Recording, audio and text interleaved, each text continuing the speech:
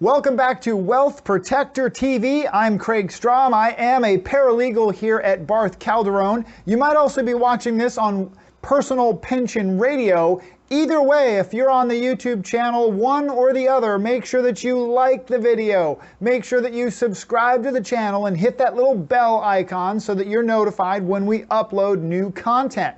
Let's jump into this. You saw the title, Asset Title Fail Avoided. What in the world does that mean? Well, let me go through this with you.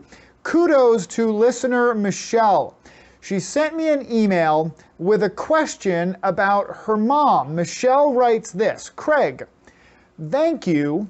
Really appreciate the thank you. Thank you, thank you, thank you. She says thank you, thank you, thank you 3 times, okay? I'm so glad that I found your show and that you responded to my email. Despite being a realtor for 22 years, I was not familiar with the estate plan changes my mom was working on with her attorney. Now, that's an important thing to pause on and just think about that for a moment. Many times I've met real estate professionals, attorneys, financial planners, I've met CPAs, that they're just not familiar with certain areas of financial or legal situations. That's just not their specialty. And some of them do the right thing. I'd say most of them do the right thing, and they seek partnerships and they seek advice from experts in those niche areas. Unfortunately, a lot of those advisors, financial planners as well as CPAs and attorneys, they just plow headlong through and they sometimes dismiss things. If they don't know what it is, they sometimes say, that's no big deal, and they kind of move along, right? They don't really do anything. So she continues by saying this. My mom was contemplating this estate planning, is what Michelle was saying. Now, without your help, we would have recorded her property title changes all wrong. So here's the backstory, because I did connect with Michelle. When Michelle introduced her mom to me, because I connected with her, I reached out, we talked eventually, and then got her mom on the phone, okay? I quickly realized that she needed much more, way more planning work and estate planning work that was in depth rather than just skimming the surface. There were major asset protection and potential estate tax issues to deal with, big time, okay? I introduced her to my attorney partner at my firm, who ultimately recommended significant changes that would save the family potentially millions of dollars in estate taxes and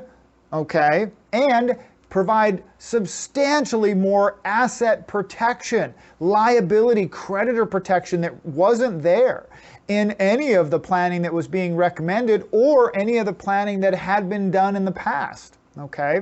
Now, Michelle, being a realtor, and she's my original connection, she said no when our attorney suggested that we prepare the deeds. There were going to be a number of properties that needed to be transferred to entities that were created for this planning. The deeds were something that she thought, I'm a realtor for 2 decades. We can figure out how to do the deeds. We don't need to pay your law firm a few $1,000s to do the deeds. We don't need to do that. I'll do that. Now, that's okay.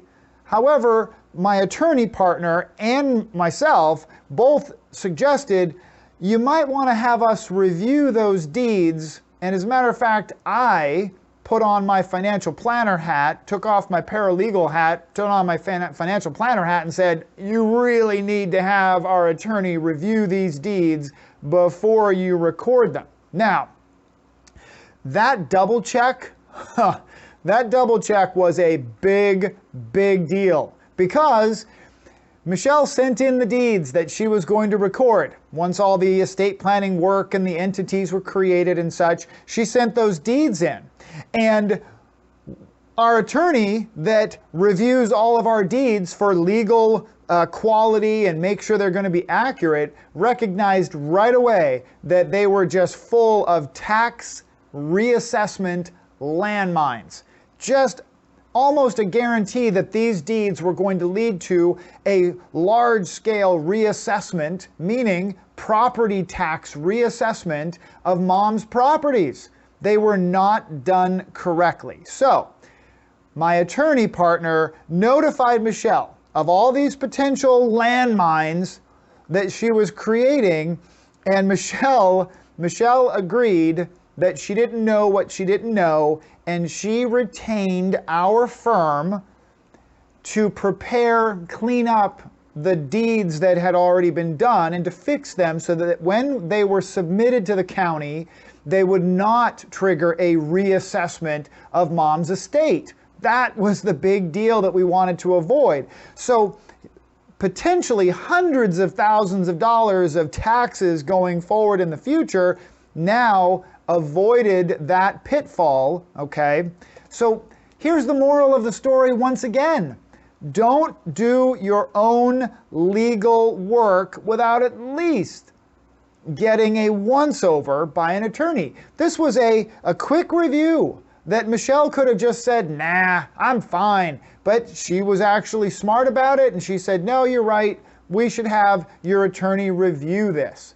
And sure enough, wow, massive, massive fail avoided. Please, if you have questions, don't go it alone. Get a complimentary assessment with myself and one of our team members. You can send me an email, Craig with a K, at Barth, B-A-R-T-H, attorneys.com. Craig with a K at barthattorneys.com. Always willing to see if we can help. Complimentary assessment. We'll talk to you soon and see you next time. Bye for now.